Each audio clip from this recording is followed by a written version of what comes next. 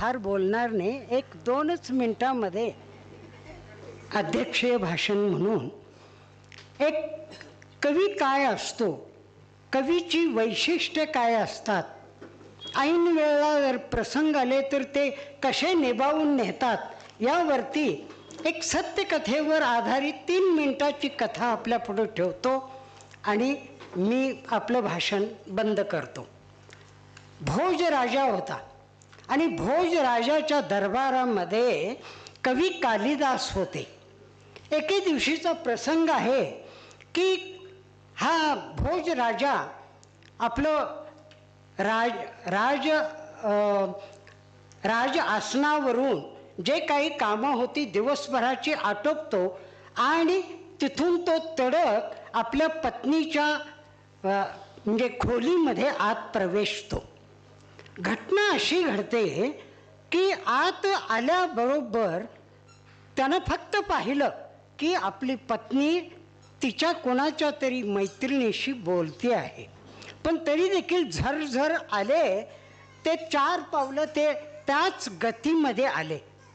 हे पाहिलेलं त्या पत्नीला आवडलं नाही आणि त्या पत्नी त्या भोजराजाला म्हणते, हे मूर्ख भोजराजा, हे मूर्ख भोजराजा, आगच्छ आगच्छ आगच्छ. हे मूर्ख भोजराजा, या या या. असं म्हटल्यानंतर त्याची तारांबळा उडाली.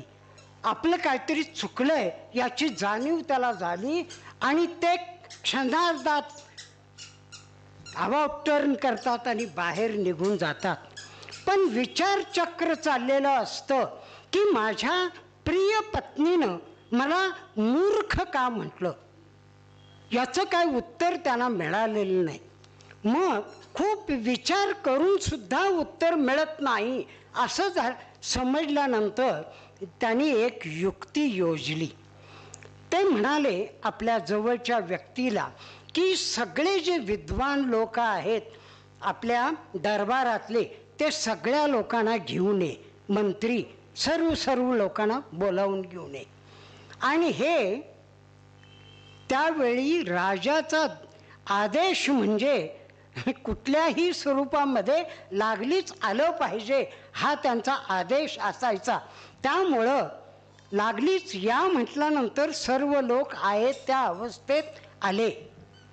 एक एक येतील हे राजदरबाराच्या त्या जो दरबारात म्हणजे आत प्रवेश करायचा जिथं प्रवेशद्वार आहे त्या प्रवेशद्वारावरती हे राजे थांबलेले होते. भोजराजे एकटेच थांबले होते आणि येणाऱ्या प्रत्येक व्यक्तीला ते म्हणू लागले की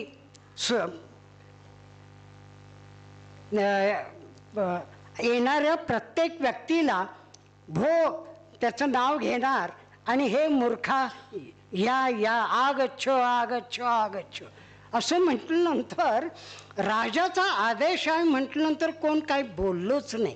प्रत्येक जण निमूटपणे खाली मान घालून आत येत राहिले.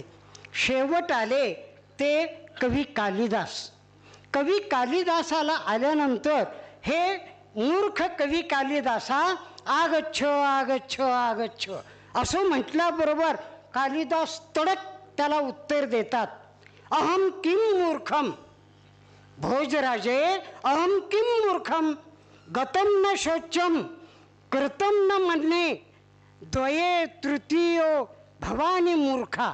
ही जी मूर्खांची 3 लक्षणं आहेत, मी गेलेल्या गोष्टीचा शोक कधी केला नाही, आता इथं आल्यानंतर सुद्धा मी दुःखी नव्हतो आणि अशा अवस्थेमध्ये मी गेलेल्या गोष्टीचं दुःख केलं नाही किंवा हे मी केले ते मी केले अमुक मी केले तमुक मी केले अशा प्रकारचा भावही तुमच्या पुढे मी व्यक्त केला नाही.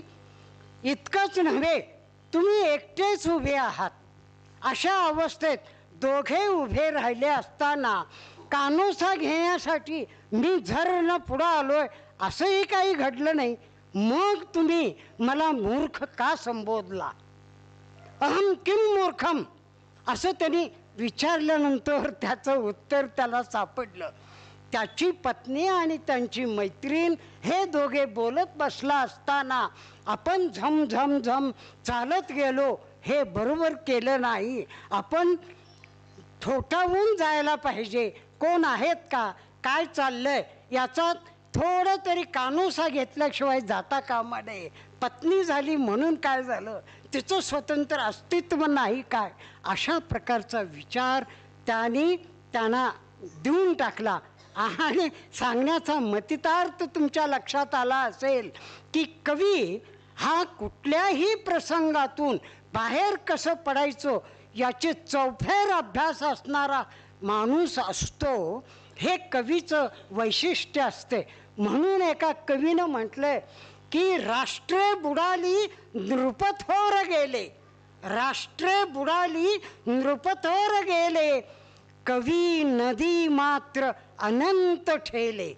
म्हणजे काळाच्या ओघामध्ये अनेक राष्ट्र गेली, अनेक राजे गेले, रजवाडे गेले, चक्रवर्ती गेले, सम्राट गेले, पण कवी आणि नदी मात्र अनंत काळापासून अव्याहतपणे वाहत चाललेले आहेत, वाहत चाललेले आहेत.